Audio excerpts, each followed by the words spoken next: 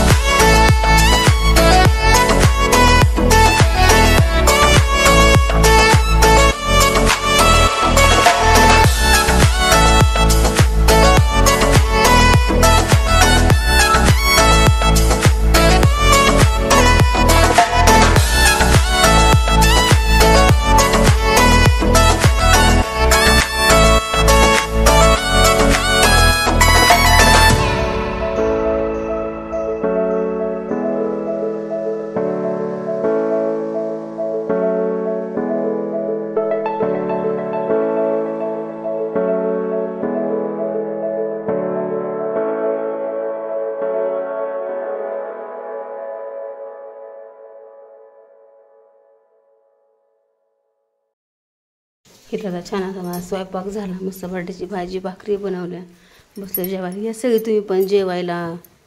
जेवण केलं की सगळे आता मग संध्याकाळची जेवणाची भांडी पण सगळी घासून काढत असते. संध्याकाळचं कधीच खरखडा ठेवत नाही. मग सकाळ उठलं की एकदम असं किचन आपलं प्रसन्न वाटलं पाहिजे आपल्याला. इथं बघू शकता तसं जेवण झालं. आता मस्त मी भांडी घासून घेते संध्याकाळची. बघत राहा व्हिडिओ छानपैकी.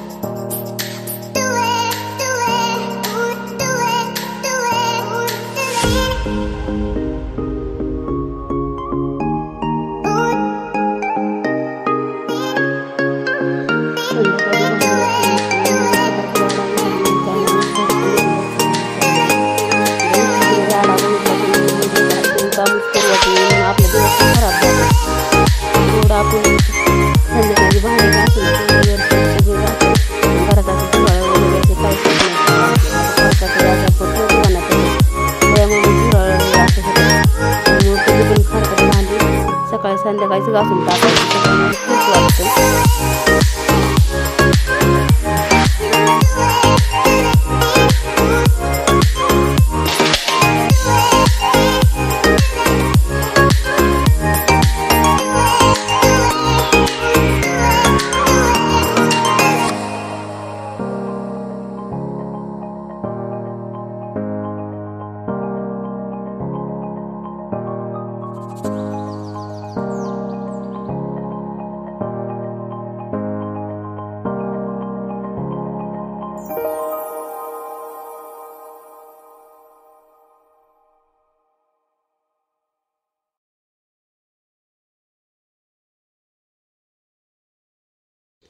इथं मी गॅस पण घासून घेतला, किचन वट्टा पण सगळा क्लीन केला.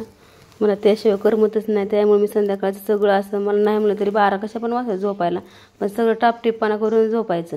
भांडी घासायची, मस्त किचन वट्टा क्लीन करायचा, गॅस घासायचा.